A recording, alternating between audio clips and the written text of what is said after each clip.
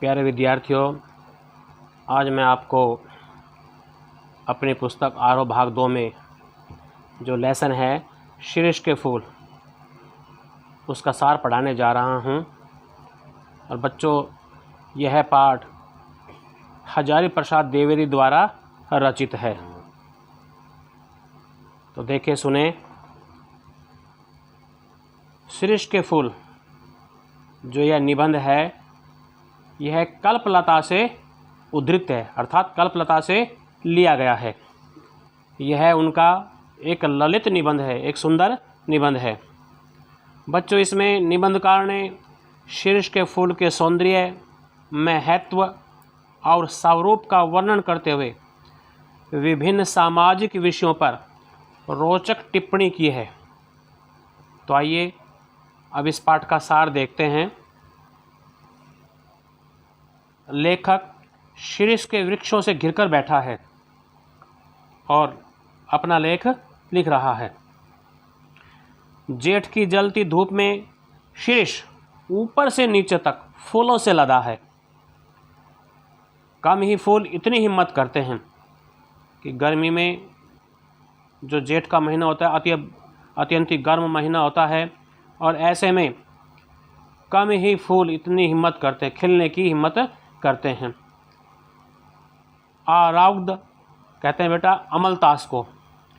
जो अमलतास है वो भी जेठ में फूल देता है, किंतु केवल 15-20 दिनों के लिए। कबीर को ऐसे फूल पसंद नहीं थे कि जो अल्प समय के लिए, जो थोड़े समय के लिए खिले। 15-20 दिन के लिए जो खिले वो बिल्कुल भी कबीरदास को पसंद नहीं थे। वे कहते हैं, दिन 10 फूला फूली के खंखड़ भया पलाश। कहने का अभिप्राय कि जो पलाश है वो 10 दिन के लिए खिलता है, फिर मुरझाकर नष्ट हो जाता है। उस पर जो फूल आते हैं वो अल्प समय के लिए आते हैं। ये भी क्या फूल का खिलना कि 10 दिन के लिए खिले फिर खंखड़ हो गए। शीर्ष वसंत के साथ ही फूलों से लहक उठता है। उसके बाद आषाढ़ या भादों तक फूल देता रहता है। भीषण गर्मी और लू में भी शीर्ष ही अवधूत की भांति, अवधूत कहते हैं किसी साधु सन्यासी को। जैसे साधु सन्यासी भयंकर गर्मी में तपस्या में लीन रहते हैं, तो इसलिए यहाँ पर लेखक ने शीर्ष को अवधूत की संज्ञा दी है। तो इसलिए क्या कह रहे हैं कि भीषण गर्मी और लू में भी यही शीर्ष ही अवधूत की भांति जीवन रस की अजेयता का मंत्र पढ़ाता रहता है। आगे देखो, शीर्ष के वृक्ष विशाल और छायादार होते हैं, बड़े विशाल होते हैं, छाया प्रदान करने वाले होते हैं। पुराने रईस, रईस कहते हैं जो धनी वर्ग के लोग होते हैं, अमीर लोग जो होते हैं, उनको रईस बोलते हैं। तो पुराने रईस अर्थात धनवान व्यक्ति जिन वृक्षों से अपने महलों की 4 दीवारी सजाया करते थे, उनमें एक शीर्ष भी होता था। पुराने कवि बकुल के पेड़ में झूला डालने की हिमायत करते थे।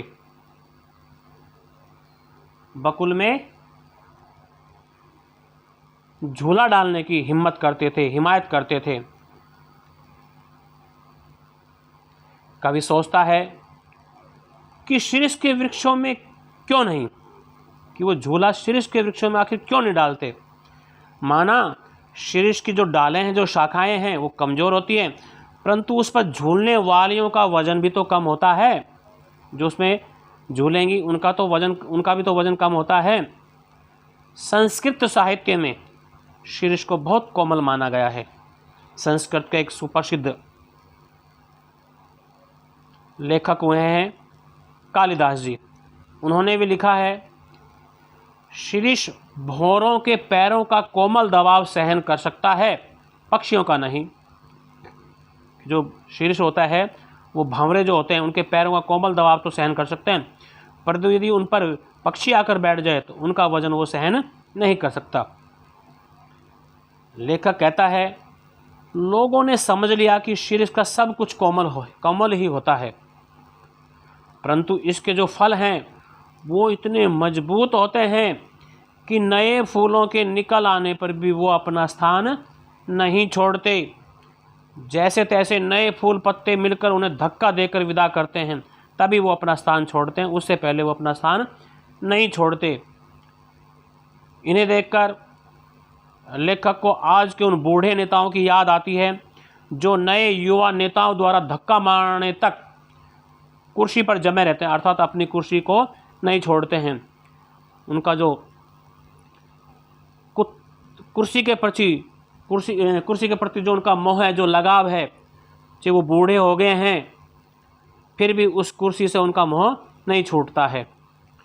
तो यहाँ लेखक ने किसके माध्यम से बताया है? ये शिरीष के फूलों के माध्यम से बताया है कि जो इसके फल होते हैं वो अपना स्थान नहीं छोड़ते, बिल्कुल भी स्थान नहीं छोड़ते जब तक कि नए फूल पत्ते उन्हें धक्का मारकर नहीं विदा करते। अर्थात जैसे आजकल के नेता हैं जो बूढ़े हो चले हैं, मरणासन है, मरने के नज़दीक है, फिर भी कुर्सी का मोह उनसे नहीं छूट रहा।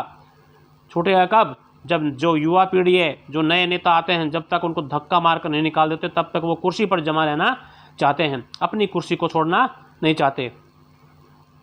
आगे निबंधकार बताता है कि वह समझ नहीं पाता कि पुराने लोग अपनी अधिकार लिप्सा के चलते सावधान क्यों नहीं होते। जो अधिकार लिप्सा है कि हमारा अधिकार है कुर्सी पर, तो वो अधिकार लिप्सा के चलते सावधान क्यों नहीं होते। बुढ़ापा और मृत्यु जीवन के सत्य हैं कि जिसका जन्म हुआ है उसका बुढ़ापा अवश्य आएगा, जिसका जन्म हुआ है वो अंत बूढ़ा होकर मृत्यु को प्राप्त भी होगा। अर्थात जो बुढ़ापा और मृत्यु है ये जीवन के सत्य हैं। शीर्ष के फूलों को भी फलते ही समझ लेना चाहिए कि झड़ना निश्चित है। ठीक, आज वो लगे हैं, कल उनका झड़ना निश्चित है। महाकाल निरंतर कोड़े चला रहा है, जो मौत का देवता है, महाकाल है, वो निरंतर कोड़े चला रहा है, परंतु कोई सुनता नहीं। प्राणधारा और महाकाल के बीच संघर्ष चल रहा है कि एक और तो जीवित प्राणी है, दूसरी ओर महाकाल है, उन दोनों के बीच संघर्ष चल रहा है। यदि हिलते डुलते रहे हो, ये लेखक बता रहा है, निबंधकार बता रहा है, यदि हिलते डुलते रहे तो कोड़े की मार से बच सकते हैं, और यदि जम गए, एक स्थान पर रुक गए, जम गए, तो मानो मर गए, ये निश्चित है। आगे निबंधकार बताता है शीर्ष जो होता है वो अवधूत की भांति है। जो सन्यासी होता है, जो तपती धूप में तपता है, तपस्या में लीन रहता है, उसकी भांति है वो। यह है सुख दुख में हार नहीं मानता। जो शीर्ष है वो एक सन्यासी की भांति, चाहे सुख आए जो दुख आए, उसमें कभी भी पराजय स्वीकार नहीं करता, हार नहीं मानता। जब धरती और आसमान जलते रहते हैं तब भी यह न जाने कहाँ से अपने लिए जीवन रस खींचता रहता है। एक वनस्पति शास्त्री ने बताया कि शीर्ष वातावरण से रस खींचता है, तभी तो भयंकर लू में ऐसे सुकुमार केसर उगा सका है कि भयंकर लू चलती है, भयंकर गर्मी पड़ती है, ऐसे में भी ये सुकुमार केसर उगा सका है। निबंधकार आगे बताता है कि अवधूतों के मुंह से ही संसार की सबसे सरस रचनाएं निकली हैं। सबसे मधुर रचनाएं जो हैं वो जो अवधूत होते हैं, जो फक्कड़ होते हैं, जो पहुँचे हुए कवि लेखक होते हैं, उनके मुख से ही संसार की सबसे सरस रचनाएं निकली हैं। कबीर भी शीर्ष के समान मस्त, बेपरवाह, सरस और मादक थे, क्योंकि कबीरदास जी फक्कड़ थे, वो भी शीर्ष के समान ही मस्त रहते थे, बेपरवाह और सरस और मादक थे। कालिदास भी जरूर अनासक्त योगी होंगे। ये निबंधकार का विचार है। जो कालिदास जी हैं वो भी जरूर अनासक्त योगी होंगे। अनासक्त होते हैं जिसका सांसारिक मोह माया से कोई लगाव नहीं होता, वो उससे परे होते हैं, कोई आसक्ति नहीं होती। तो लगता है कालिदास में भी ये विशेषता थी, तभी वे मेघदूत जैसा सरस काव्य रच सके कि उन्होंने संस्कृत में एक मेघदूत जैसा काव्य लिखा था, जो बहुत ही सुप्रसिद्ध काव्य है उनका, तभी वो मेघदूत जैसा सरस काव्य रच सके थे। आगे निबंधकार बताता है कि जो कवि अनासक्त नहीं हो पाता, फक्कड़ नहीं होता, केवल लेखा जोखा लिखता रहता है, लेखा जोखा मिलाने में लगा रहता है, वह कहाँ कवि, उसे हम कवि नहीं कह सकते। भाई क्या कमाया, क्या खर्च किया, क्या जोड़ा, क्या है, तो जो लेखा जोखा करने में यदि वो लगा रहता है तो वह कहाँ कवि, हमें उसे कवि की संज्ञा नहीं दे सकते। कर्नाट राज की रानी, पुराने समय में, आजकल तो उसका आधुनिक नाम है कर्नाटक, परंतु पुराना नाम था उसका कर्नाट। तो जो कर्नाट राज है उसकी रानी, नाम है उसका विजिका देवी, ने ब्रह्मा, वाल्मीकि और व्यास को ही कवि माना है, क्योंकि उसने साफ कहा है कि मेरी दृष्टि में जो ब्रह्मा जी है, वाल्मीकि जी और व्यास हैं, ये तीनों ही कवि हैं, इसके अलावा मैं किसी को कवि स्वीकार नहीं करती, और यदि कोई ऐसा दावा करता है तो मैं उसके सिर पर अपना पाँव रखती हूँ। तो मेरे लिए तो ये तीन ही कवि हुए हैं, ब्रह्मा जी, वाल्मीकि जी और व्यास जी। निबंधकार संदेश देता है, दोस्तों यदि कवि बनना चाहते हो, कवि बनना है तो फक्कड़ बनो। शीर्ष की ओर देखो, कितना मस्त है ये, मस्ती के साथ भयंकर लू आंधी तूफान में भी ये अपना जीवन बचाए रखता है, खिलता रहता है, मदमस्त रहता है, इस पर फूल खिले रहते हैं जो अपनी सुगंध को फैलाते रहते हैं। तो इसलिए मेरे दोस्तों, कवि बनना चाहते हो तो फक्कड़ बनो। इस शीर्ष को निहारो, शीर्ष की ओर देखो, कितना मस्त है यह।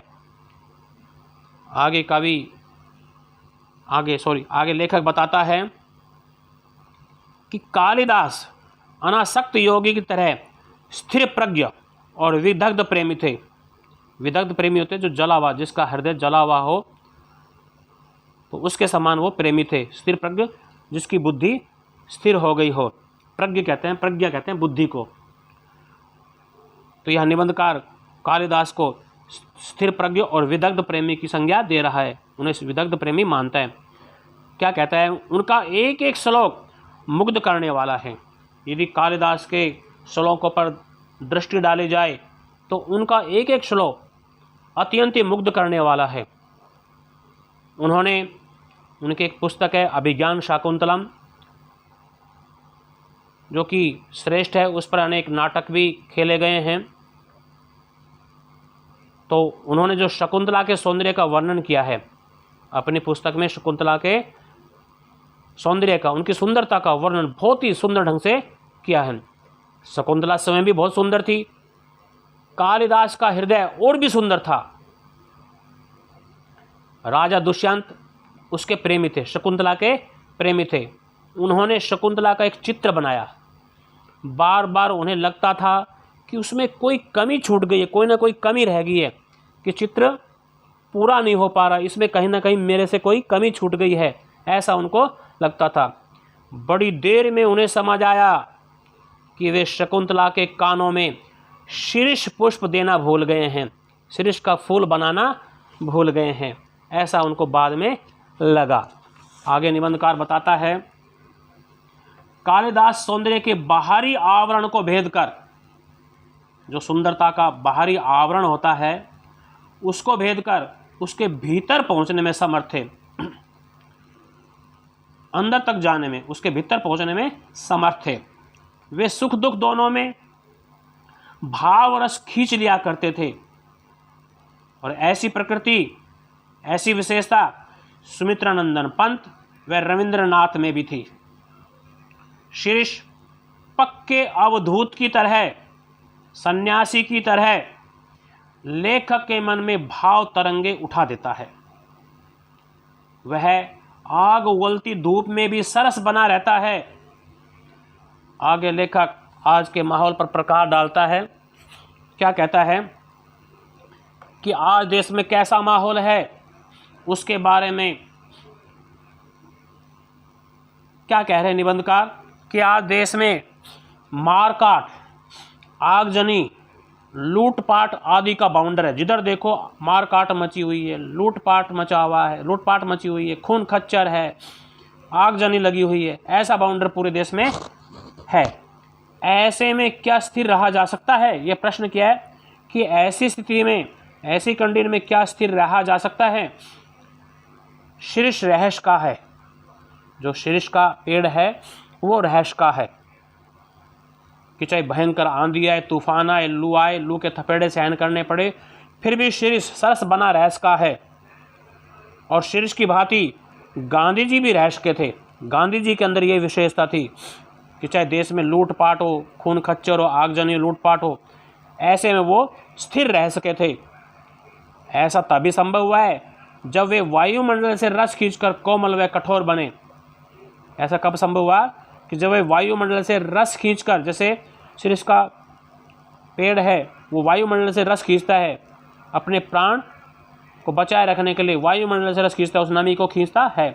इसी प्रकार गांधी जी भी रहे थे। अंत में क्या कहता है निबंधकार? लेखक जब शीर्ष की ओर देखता है तो हुक उठती है, मन में एक हुक उठती है कि हाय वह अवधूत आज कहाँ है, वह अवधूत आज कहाँ है, वह सन्यासी आज कहाँ है। तो यहाँ इशारा है गांधी जी की ओर कि आज गांधी जी की ज़रूरत है। आज देश में लूटपाट, आगजनी का माहौल है, खून खच्चर का माहौल है, एक धर्म के लोग दूसरे धर्म के प्यासे हैं, धर्म के प्राणों के प्यासे हैं, दुश्मन बने बैठे हैं। तो ऐसे माहौल में और जो स्थिर रहने वाले गांधी जी जैसे व्यक्ति की आज किस माहौल में जुड़ते हैं। तो जब जब वो इस शीर्ष को देखता है तो उसके मन से एक हुक उठती है, हृदय से एक हुक उठती है कि अरे वह अवधूत कहें, अरे वह गांधी जी आज कहाँ हैं। आज उनकी महती आवश्यकता है, आज उनकी बहुत ज़्यादा ज़रूरत है। यदि वो होते तो इस माहौल को अच्छा बना सकते थे। यही लेखक, यही निबंधकार संदेश देता है। तो बच्चों, इस तरह से मैंने यह पाठ का सार आपको पढ़ाया। पूरा लेसन आप अपनी बुक लेकर पढ़ लेना और इस पाठ को ध्यानपूर्वक पढ़ना। जो काम की बात है उसे पेंसिल से अंडरलाइन करना। आपको यह सार अवश्य पसंद आएगा। आप मेरे चैनल को स्टडी हब ऑफ हिंदी उसको अवश्य ही लाइक करना, सब्सक्राइब करना। धन्यवाद।